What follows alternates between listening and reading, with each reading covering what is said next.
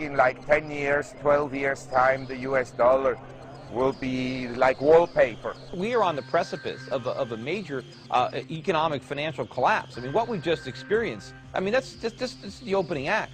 I mean, the real collapse is coming. One stimulus package will lead to the next one and to more money printing.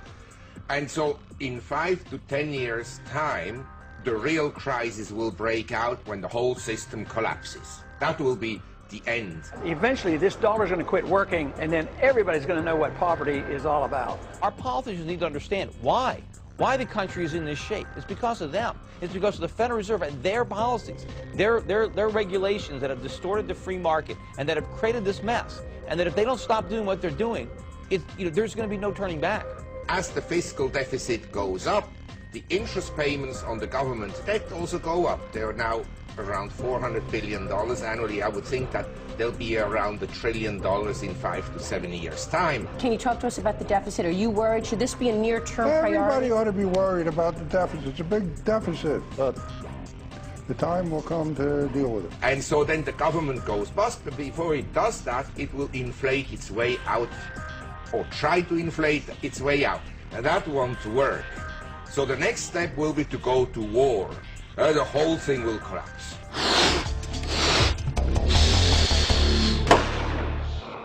Since the release of our first documentary, Hyperinflation Nation, 5 months ago, gold prices have increased from $925 per ounce to over $1,150 per ounce, while silver has increased from $14 per ounce to over $18 per ounce. The rise in the price of gold and silver is a result of the major monetary inflation being created by the Federal Reserve, which has held interest rates at 0% for almost a full year. Under the false pretenses of trying to get our phony economy to recover, the Federal Reserve is giving trillions of dollars away for free to bankers on Wall Street at the expense of the American middle class, who will soon see the purchasing power of their savings disappear. The false strength of our phony economy has become dependent on easy money and cheap credit from the Federal Reserve. The longer the Federal Reserve waits to raise interest rates, the greater the chances that our economy will overdose on excess liquidity. There will be two social classes of Americans in the future: those who sell their US dollars today and buy gold and silver, and those who buy into the false hope of an economic recovery. It's sort of like trying to get somebody off drugs. What you're talking about is you don't want the withdrawal symptoms, and I admit there will be withdrawal symptoms. But keeping them on the drug, which is easy money, easy spending, and huge deficits and all that, that'll kill the patient. And the patient, for me, is the dollar, and we're going to be on the verge of killing the patient. And when you see gold up at $1,100 an ounce, that's a little bit of a warning sign. If we keep interest rates artificially low, we're going to destroy the currency. We're going to be talking about, gold not just going up, to $25 in a day, but $50, $100 in a day, $1,000 in a day. The U.S. national debt just surpassed $12 trillion, and the U.S. government itself is estimating a $9 trillion budget deficit over the next 10 years. If the U.S. government was a publicly traded company, it would be bankrupt and its stock price would be zero. It's only a matter of time before the decline in the US dollar we are seeing today becomes a rout and the dollar returns to its intrinsic value of zero. From what I read and from what I see, there's no intention whatsoever of US policymakers to do anything to stabilize the dollar. They'll continue to print money, and I think long term, my end value for the dollar is zero. While they see it as a remote possibility, their big concern for the moment is the potential for a disorderly decline in the dollar, which they describe it as a momentum-led sell-off where the market would become untethered from fundamentals. In that event, officials say they have contingency plans of what they would say and do. They decline to specify what those plans would be. They insist those plans are not a matter of heightened concern, just prudent preparation, like a plan for the invasion of a country that is unlikely to invade.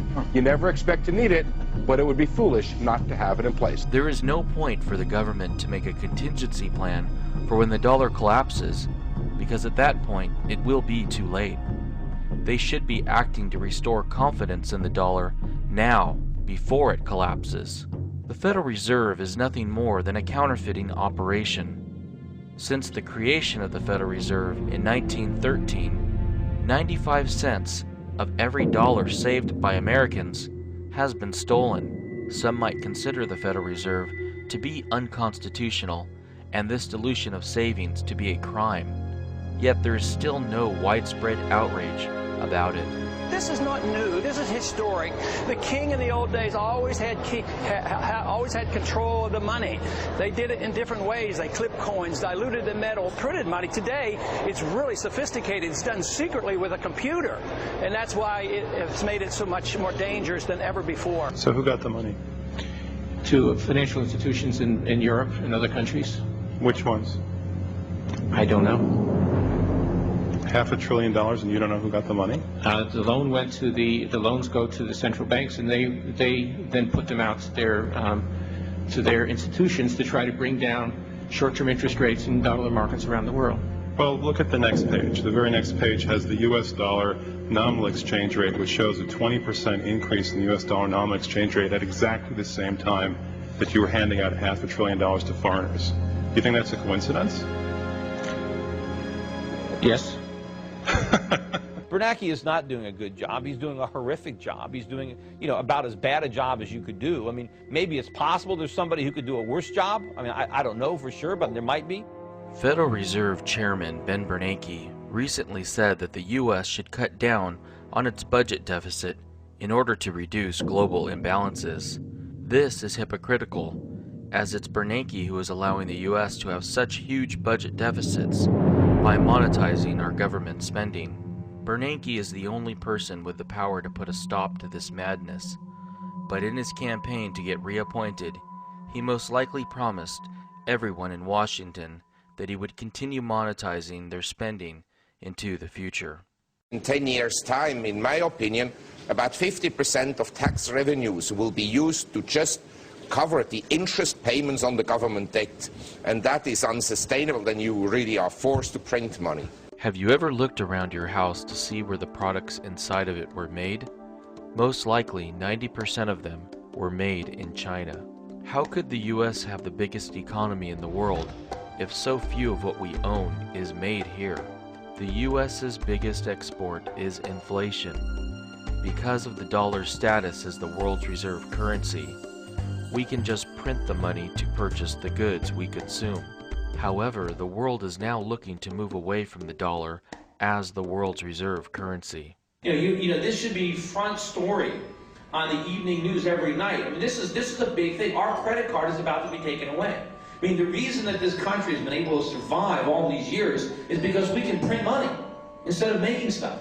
It is the US dollar's status as the world's reserve currency and the fact that foreign nations are forced to trade oil and other commodities in US dollars that has kept the US economy propped up until now. Recent reports indicate that Saudi states are meeting with countries like China and Japan in order to end dollar-based oil transactions and begin transacting oil using a new basket of currencies. To further their move away from the US dollar, China's Ministry of Finance recently announced plans to sell billions worth of 2-year, 3-year, and 5-year yuan-denominated bonds in Hong Kong. Shockingly, over the past 3 months, foreign central banks have put 63% of their new cash purchases into euros and yen, and not into the US dollar. The US dollar still accounts for 62% of the world's foreign currency reserves at foreign central banks. But for how long? India just purchased 200 metric tons of gold from the IMF for $6.7 billion in order to diversify their reserves away from the US dollar. How low will the US dollar fall, and how high will gold rise when more central banks diversify out of dollars and into gold? Despite China boosting its gold reserves by 76% since 2003, gold still only accounts for 1.5% of China's foreign currency reserves. Yet, China still owns $1.6 trillion in US dollar reserves. Most telling of all, China is now encouraging their citizens to invest in silver and will be offering silver for sale at banks in China. Tuesday's first ever investment opportunity for silver bullion. The bars are available in 500 grams, 1 kilogram, 2 kilograms and 5 kilograms with a purity of 99.9%. Figures show that gold was 50 times more expensive than silver in 2007, but now that figure has reached over 70 times, the highest in the past 5 years. Analysts say that silver has been undervalued in recent years. They add that the metal is a wise investment for individual investors and could be a good way to cash in. We are the first to offer silver bullion as an investment opportunity. The price for the first batch of the bullion is set very low, close to the cost of the raw material. The investment threshold is not high, and it is more suitable for the general public. Silver is much cheaper than gold. While the U.S. saw positive GDP growth last quarter, and Bernanke called the recession very likely over, consumer spending now accounts for 71% of our GDP compared to the long-term average of 65%. This means our economy is actually weakening underneath the surface. In order for our economy to truly recover, we need to switch from being a nation of consumers to a nation of producers. But in order for the U.S. to once again begin producing goods to export to the rest of the world, we need Americans to increase savings. In late 2008, early 2009, after the U.S. financial markets collapsed, the first instinct of Americans was to start saving. While initially the American savings rate tripled to a high in May of 6.2%, after the government's artificial stimulus took effect, the savings rate plummeted in half back down to 3%. The free market was trying desperately to get our economy headed in the right direction, but the government destroyed any progress that was made. 42% of the phony GDP growth we saw last quarter came from the government's destructive Cash for Clunkers program. And so here's a car that people own that they were driving without any payments. They didn't have any car loans on these clunkers. They owned them. Let's destroy that. Let's give you $4,500 to pour acid on the engine so it'll never work. And then we'll pay money to scrap it and all that. Who knows what it costs to actually get rid of each of these working cars. And let's encourage you to go buy a brand new car that you can't afford. And you're going to go into debt to do it. So now, every month, you have to make a car payment that you didn't have before. This is great. This is really how to get out of a recession, right? It's like we got shot in the arm, and so the solution is, well, let's shoot ourselves in the foot, too. Cash for Clunkers was a Chinese program because they would not take our US dollars for their exports. We had to send them a bunch of metal and steel for them to give any type of credit to the US.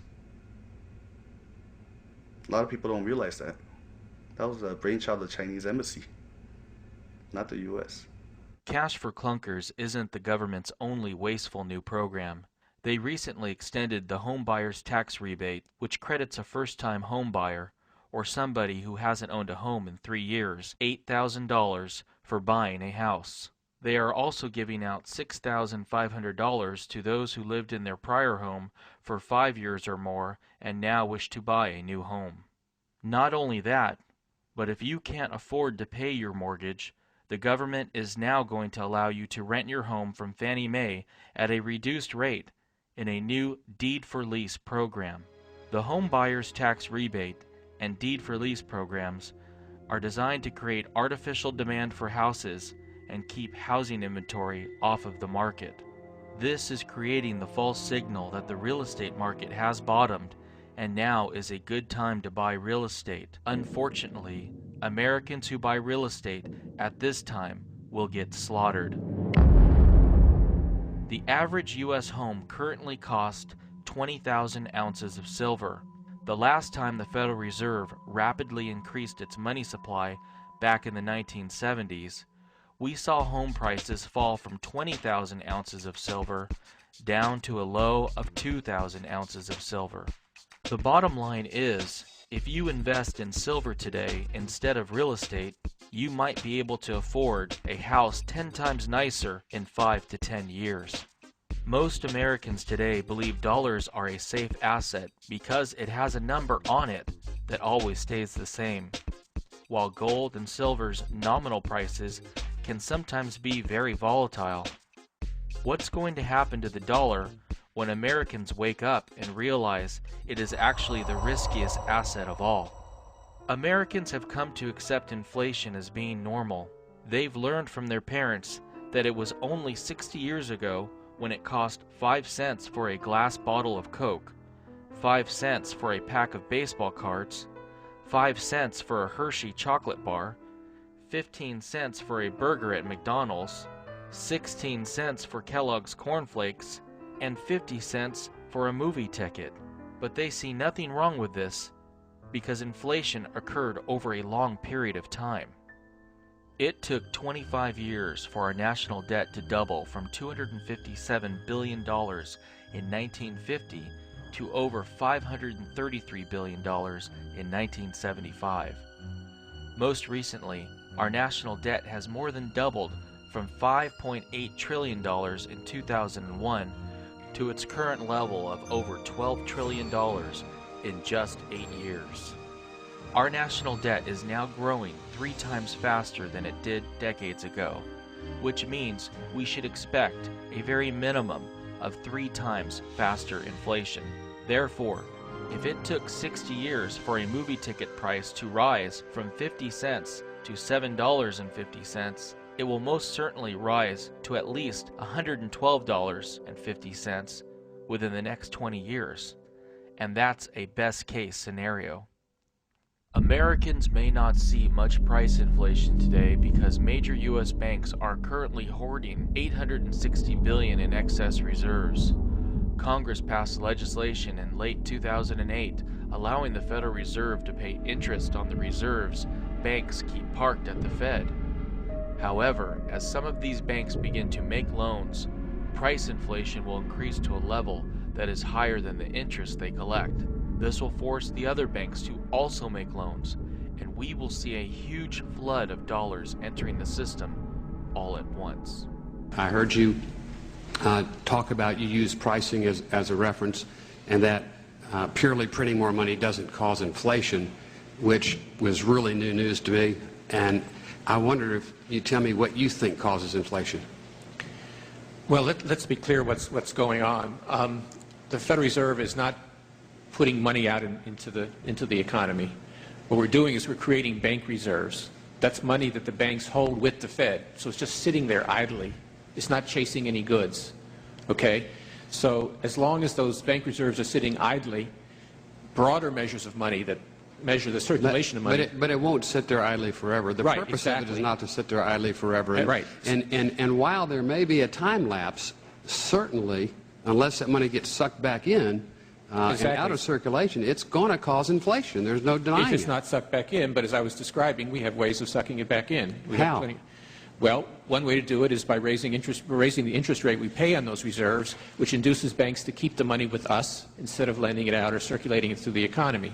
To counteract the inflation of the 1970s, the Federal Reserve needed to raise interest rates in 1980 to 21.5%. With interest rates currently being held at an artificially low level of 0% for an extended period of time, artificially high interest rates of 21.5% or more will once again be needed to counteract the damage being done today. In 2009, the U.S. government spent $383 billion on interest payments to holders of our national debt.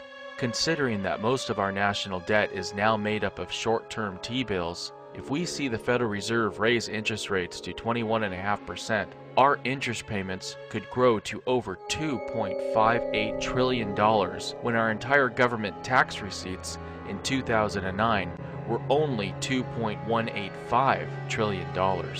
It will be impossible for Obama to meet his budget projection and cut the deficit in half from $1.6 trillion in 2009 to $761 billion in 2012. Most likely by 2012, we will be looking at $3 or $4 trillion budget deficits or more. Therefore, The trend of accelerating national debt growth is likely to continue, and the next doubling of our debt could actually occur in 4 years, which means we could see our $112 movie ticket within the next 5 to 10 years. But that's only if the Chinese are dumb enough to keep lending us their money. Most likely, the Chinese will stop lending us their money and just allow the dollar to collapse. As they devalue the dollar and the currencies around the world are worth more, they're going to come in here and buy this country up for dimes on the dollar. So all you people out there, you know who the man you're going to be working for? Well, the man's going to be from China. They're going to be from countries with money. All Americans who ride in taxi cabs in major U.S. cities have probably heard dozens of stories from immigrants telling their tales of how they escaped their homeland in order to get to America. In the future, taxi cab drivers in Asian countries will be talking about how they escaped America in order to get there. There are now thousands of young Americans who are moving to China for jobs. You go to school, you get good grades, you work for 30 years, and then you retire. That system is a fraud, it's an illusion, and it hasn't even been tested. It's been one big experiment. We have an education system here in America where high schools teach students nothing other than the need to get deeply into debt to obtain a college degree that is worthless because everyone else has one. How about getting out of college and being, what, $30, $40, $50, $60,000 in debt? Look, we know Ivy League graduates at a law school that can't find jobs. You think they're going to be angry? Our nation's most prestigious Ivy League schools are teaching students delusive economic principles. Look what students at Harvard are paying hundreds of thousands of dollars to learn from their professors. On healthcare costs, Bob is absolutely right that healthcare spending as a percent of GDP has been rising, and it's largely rising because of technological advance. My own forecast is that will continue, and that should continue. So actually, I'm nervous about prospects to rein in healthcare costs that are too aggressive, because I think that healthcare advances have been a modern form of progress. Harvard is brainwashing students with absolute nonsense. Healthcare costs are not rising due to technological advances. They are rising due to government involvement. You look at the areas where government is not involved. I mean, government's not involved in personal computers. They're not involved in cell phones. Yet the prices are falling. If the government was involved, the prices wouldn't be falling. I mean, they can easily rationalize it by saying, well, of course computer prices are going up. Look how much more sophisticated they are. Look how much more powerful they are. How could the prices not go up? They make the same arguments with education or health insurance. Well, they say health insurance, well, it's so much more complicated. We have so much better procedures. If there was no government involved, I'm sure healthcare costs would be falling. Just like other costs are falling in the economy, because the free market is the best mechanism for driving costs down. If you look at braces, or you look at eye surgery, or you look at breast enhancements, these prices were really high when the technology first came out. But just like other electronics, like plasma TVs or cell phones, this stuff has all contracted. The prices have decreased. Healthcare decreases in prices everywhere the government isn't. Not only is inflation gravitating towards the area of our economy in which the government is involved in the most, but it is also beginning to gravitate towards the goods that Americans need the most, and there is nothing that Americans need more than food and agricultural products. I'm big on agriculture commodities. People need to eat. It's not an optional thing. It's not like, you know what, I really want to buy an ounce of gold, but some people can't afford it. But people can say, I really want to eat, but I really can't afford it. People are going to eat. They're going to acquire food. So that's why, with complete assurity, I know, it might sound arrogant, but I know that the prices of basic commodities and food is going to go up, and going to go way up. Before, if you take $1, you could give your kid $1 and they're able to buy, cookie, a bag of chips, and maybe a fruit punch. That's pretty good for $1. Right now, you could get a fruit punch. And this was only 2 years ago. A fruit punch that we sell at 35 cents is now 69 cents. That's double. That's hyperinflated. And people don't realize it because it's such at a low level. All the basic things, that's candies, foods, the real small 25-cent things, those are all doubled in price already. Why isn't people realizing that? Look at what happened to the price of rice. As a Korean, I don't shop for rice, but a lot of ladies do. They didn't really realize why that bag of rice from $5 went to $19. Brazil said, we're not going to take no more dollars for rice. We'd rather eat it on our own because our economy is growing.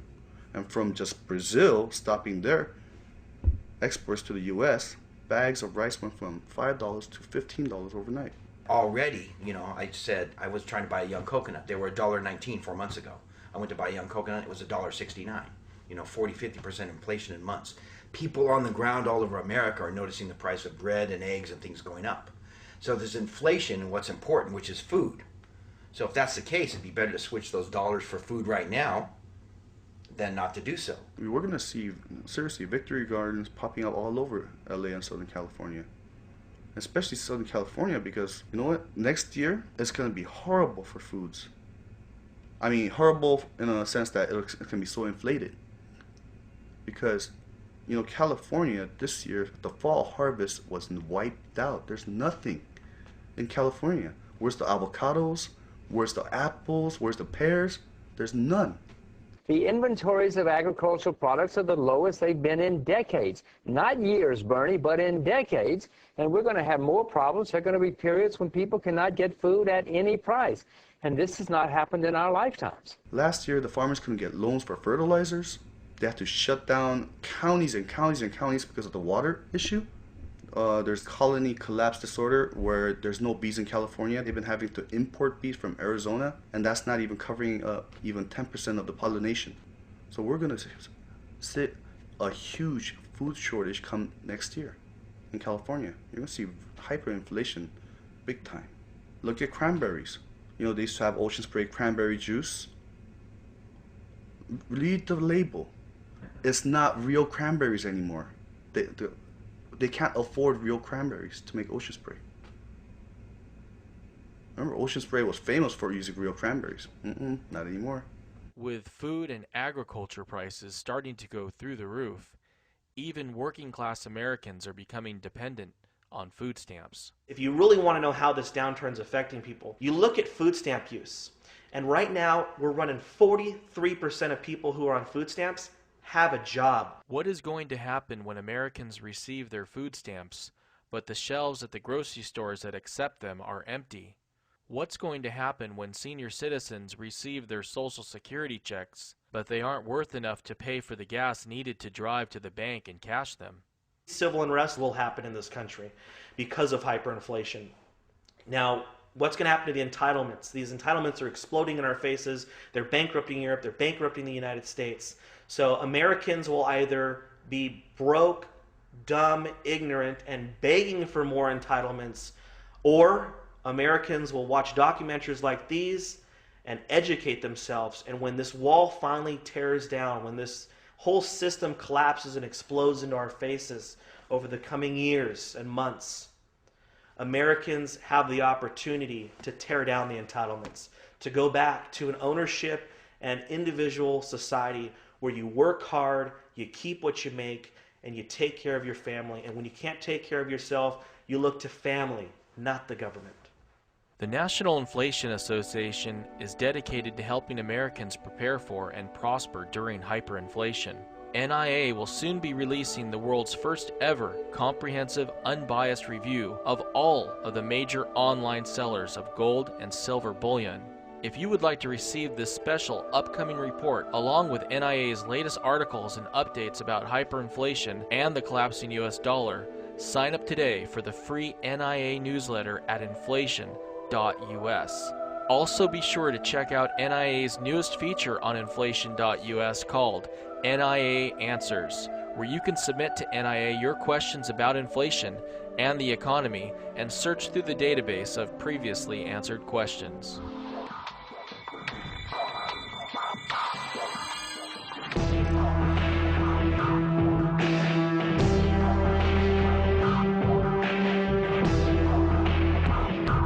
Just a year ago, 29 million Americans were on food stamps. Today, it's 36 million Americans. That's just over 1 in 10. China has already surpassed us in being the largest car buyers in the world. That's not real recovery. That's borrowing money from the future generations and spending it now and then saying we're in real recovery. So that's insanity.